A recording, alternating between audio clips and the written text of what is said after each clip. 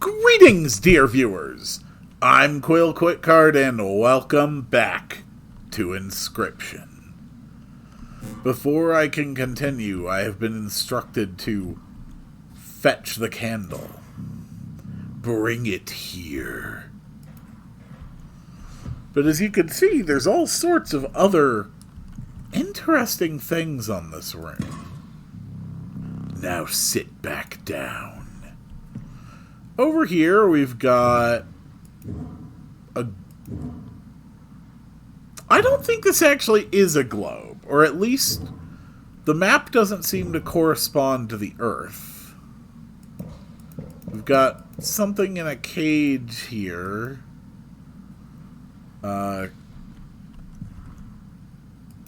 Locked cabinet. Some kind of squirrel holding a knife. There's a lot of flashing coming from in there, but I don't think it's lightning. We've got little figurines, a safe, a picture, a clock, and a hammer, scepter, something. Who knows? Let me explain something to you. Oh boy. That was one of the 2 mistakes you can make here.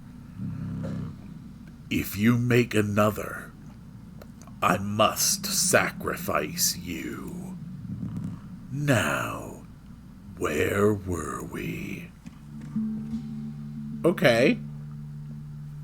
So the question is, do I want to go to a fire to enhance one of my cards, or do I want to go here to get items? I did use both my emergency squirrels on a fight that I'm pretty sure I'm supposed to lose. So might as well go for the items. We'll get extra cards either way. Sparrow. The flighty elk. It moves after attacking. And a cat. Sprinter. At the end of the owner's turn, a card bearing this sigil will move in the direction inscribed in the sigil.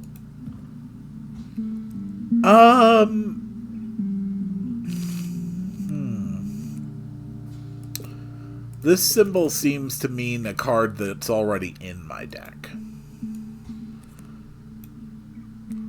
Honestly, why not? I'll take the elk. Maybe the items I get will help me. A rock may get you out of a hard place. Okay, a 0-5 boulder is pretty good. A gust from this may lift your creatures into the air, if only for a turn. Or a squirrel. Okay, alright, so I can have 1 item.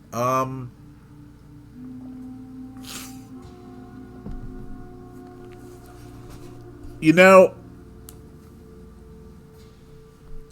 for general use, I think a squirrel is better. The boulder has more defense, but you can't sacrifice the terrain to summon cards. Oh, okay, and a second item. Let's go for the airborne. Might be useful as a finisher. Feeling overburdened enough with a full 3 items, you carried on. Boss time.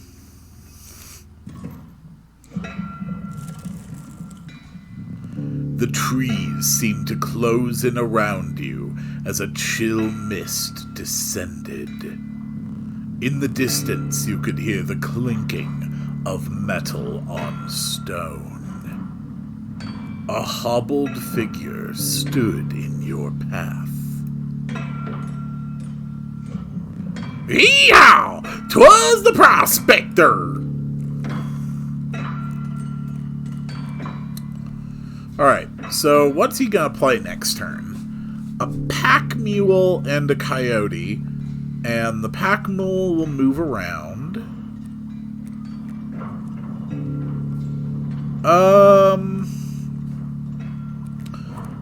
I do have my sacrificial cat, which is still probably the best thing that I could hope to play.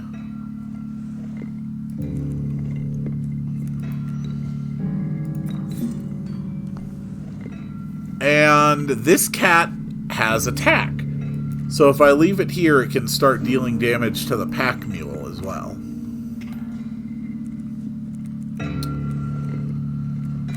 And a wolf cub is coming into my coyote.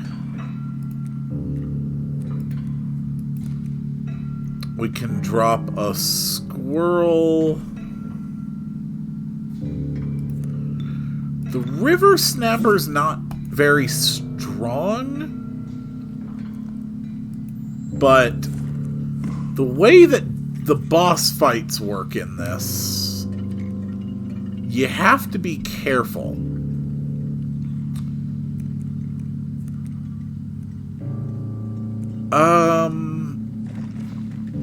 I'll grab another squirrel for this turn.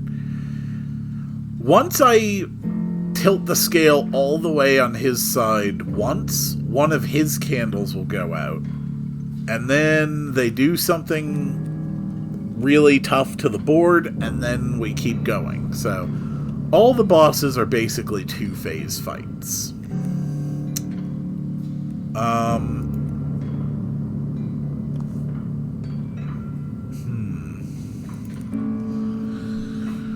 I can get my wolf out. So he's got a mole. And moles have the ability Burrower. When an empty space would be struck, a card bearing this sigil will move to that space to receive the strike instead. So on his next turn, he's going to have a card that can effectively tank hits. Not bad.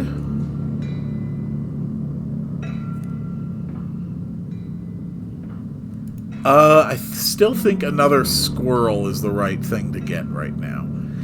So his wolf's going to take out my boulder next turn, which is actually fine because then right now I only have 3 slots for my own stuff. River Snapper's going to get through.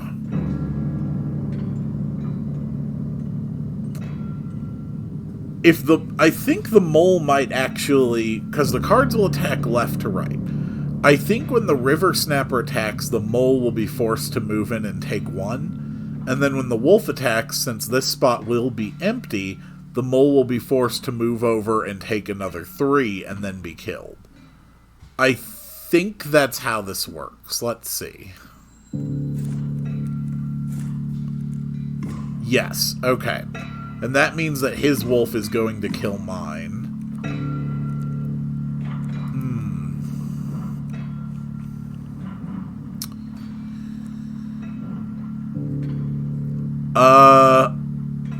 Okay, he's 1 away from starting his next phase.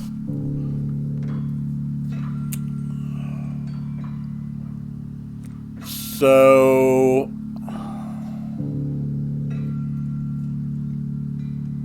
I really don't want to put any more else on the board right now. I just want to start his second phase.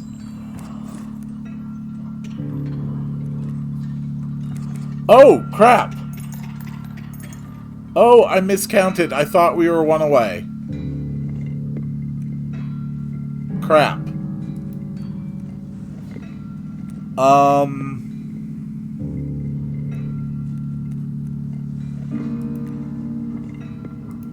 Okay, that's actually fairly problematic then. But at least we'll take out the pack mule this turn. Which gives me more cards! Dagnabbit, my mule!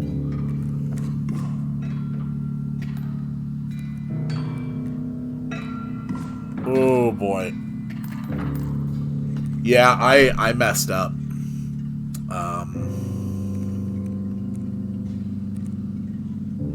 I really messed up on that.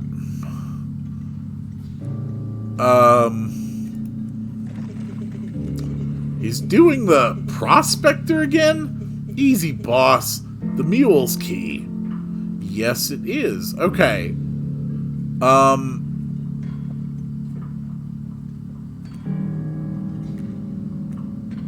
Alright.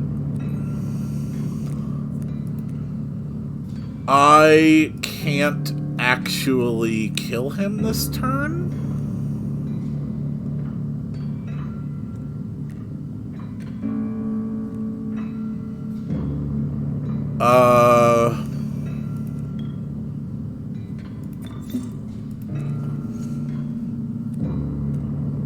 But I can delay him.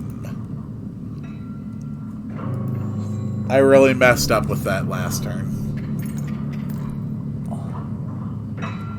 Yeah, I know. I lose my cat and my wolf.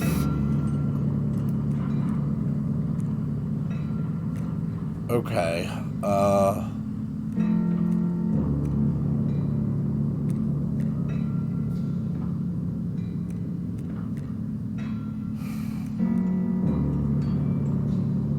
crap.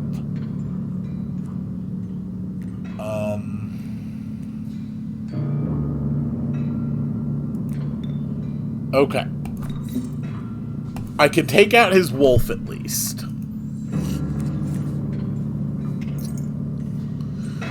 I may actually lose this just because I didn't see the scale clearly enough.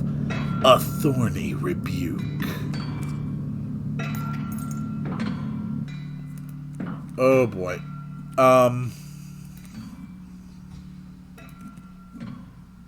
Okay, we're gonna drop a squirrel and another emergency squirrel.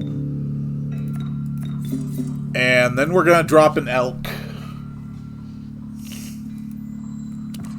Alright, at least this will be enough to beat him after a couple turns.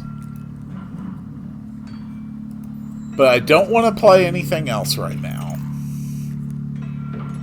I very specifically don't want to play anything else right now. There we go. Okay. I took out his first phase. I hope you didn't think it'd be that easy. There's gold in them cards. The scale resets. And he turns my creatures into gold nuggets. Gold! I've struck gold! And now he has a bloodhound that's going to be coming out. And the bloodhound has guardian. When an opposing creature is placed opposite to an empty space, a card bearing this sigil will move to that empty space. So, on the next turn, once his creature's in the playing area, if I put, say, my stoat here, it will immediately jump in front of it. But what I want to do is to drop my elk. I want to get a lot of damage on the field very quickly. So now we've got plenty of damage on the board. And yes, this spot, yes, I'm sure. I know what I'm doing.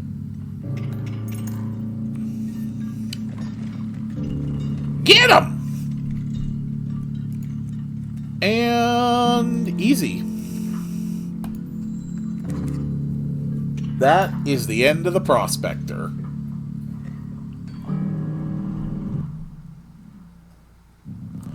Allow me to light your candles once more. I won't be killing you quite yet.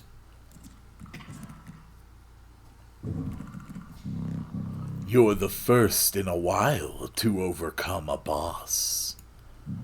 As a reward, you are granted an opportunity to select a rare card.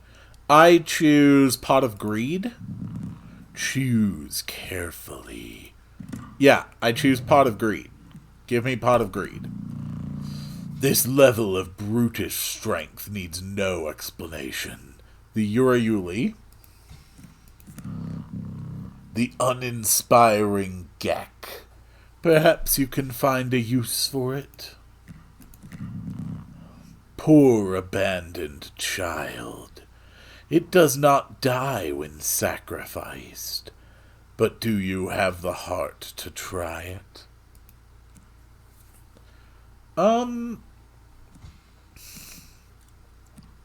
You know, these are all really good cards. Except this one. I already have a black cat with more attack than that. I actually am going to pick the Gek. I do have a reason for that, and it will be made clear eventually.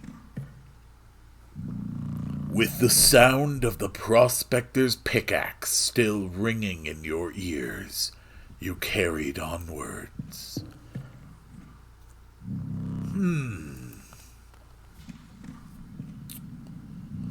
The rank smell of rot and mold permeated the humid air.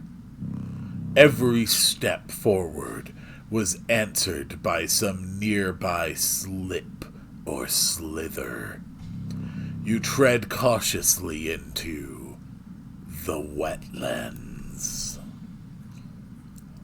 Okay. Can I get some cards? The watchful bullfrog, it leaps in the way of attacking flyers. An adder and, the elusive otter. It submerges itself during my turn. So, river otters are waterborne. A card bearing this sigil submerges itself during its opponent's turn. While submerged, opposing creatures attack its owner directly. So, they're useful to help not get killed.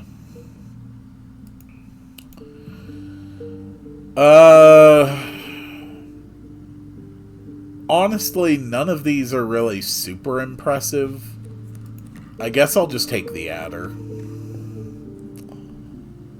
How about items? I still have the pliers and the fan.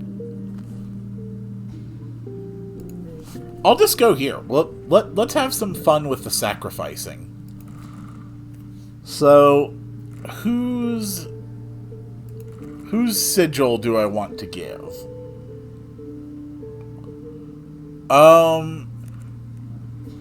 Giving the touch of death to something could be really good. So... Ooh. A river snapper with the touch of death? 6 defense virtually guarantees that it will always survive an attack. Well, river snapper, you now have the touch of death. And it is time for one more round. Okay, so I've got a Grand Fur, he's got a Stump,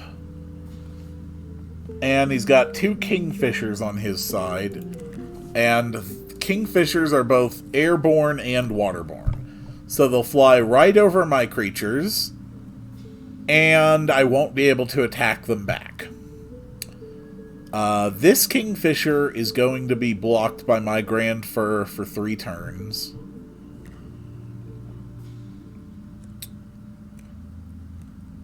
I do have my River Snapper.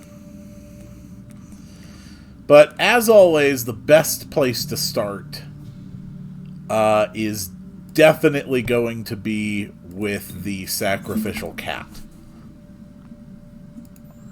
His Kingfisher will fly right over the cat, so this cat will be safe from being destroyed. And then we just need a squirrel. Let's bring out the river snapper, because it can destroy those stumps in a single hit. Boom. Oh, looks like he's got a river otter behind his kingfisher. God knows why. It's really not going to get a chance to come out. Then we drop a squirrel, sacrifice a cat and a squirrel, play the elk, and boom. That's a lot of damage. Alright, my grand fur has been taken out. But I do get a gecko, and I do believe that I win. How brutal of you. You dealt me more damage than you needed to win. However, in my game, such feats are rewarded. To be precise, a tooth to keep for each extra damage dealt. The trapper may be interested in your spoils. So all extra damage becomes gold teeth that I hang on to. So, one interesting thing is that anytime I'm somewhere I can access the map, I can get up and look around. But there's not really anything I can do. You are just incredibly creepy. Yeah. Just nothing I can do here right now. Alright, let's take a look at this again. So if I go this way... Actually, I'll just go this way regardless, because I haven't yet shown what this symbol means. You must make a different kind of choice. Choose not a specific beast, but decide the cost that you wish to pay. So here, I can pick a random card of whatever cost. So, I don't think I actually have any 3-cost cards, so I'm just going to take a 3-cost. And we have gained the Moose Buck, the regal moose. The creatures of the wild make way for it. A random card with a cost of 3.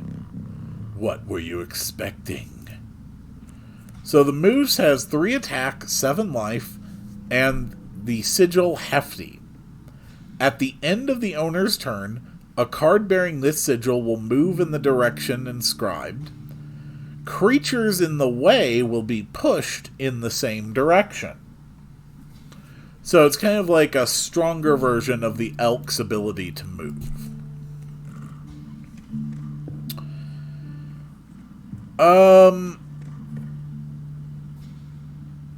Honestly, let's go to the campfire. Let's see if we can empower a card. A group of starving survivors stood around a dying campfire. There's room for a creature. The warmth will enhance its power.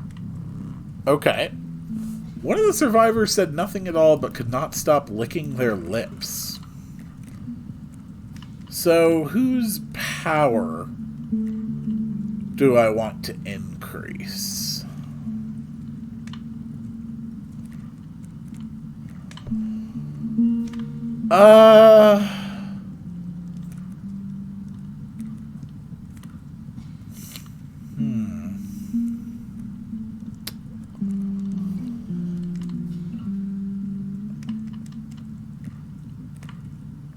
Having a stoat with a power of 2 might be pretty useful. The power of the stoat was enhanced by the warmth. As one of the survivors began pulling a knife from their pocket, you withdrew.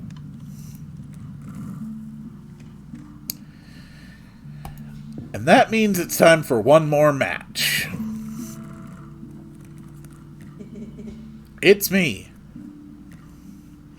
Alright, so what's my situation? I have a grand fir, they have a stump.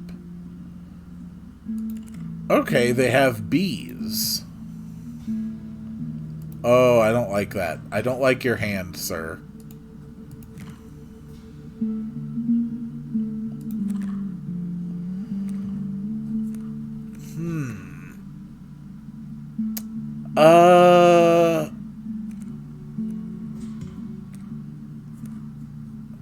The grand fir is going to stop that bee.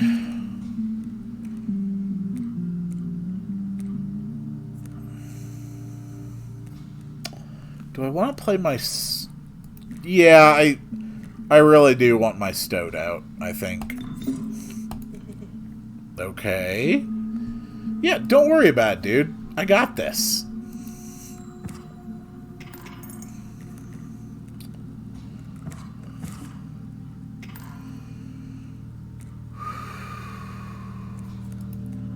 Really not... really not a fan of how this is going right now. I can't block his bees, and he can't block my stoat. So we're just kind of in a weird... a weird standoff right now. But this elk is going to help. That'll actually take out one of his bees. Did I neglect to mention overkill damage? Excess damage is not wasted. It carries over to the card behind the mangled corpse of the victim. Lucky for you. So I've just cleared out that whole row.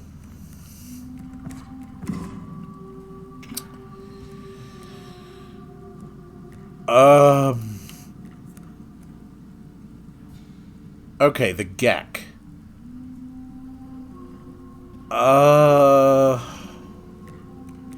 Might as well drop it. So we played a couple cards with sigils that we haven't seen before.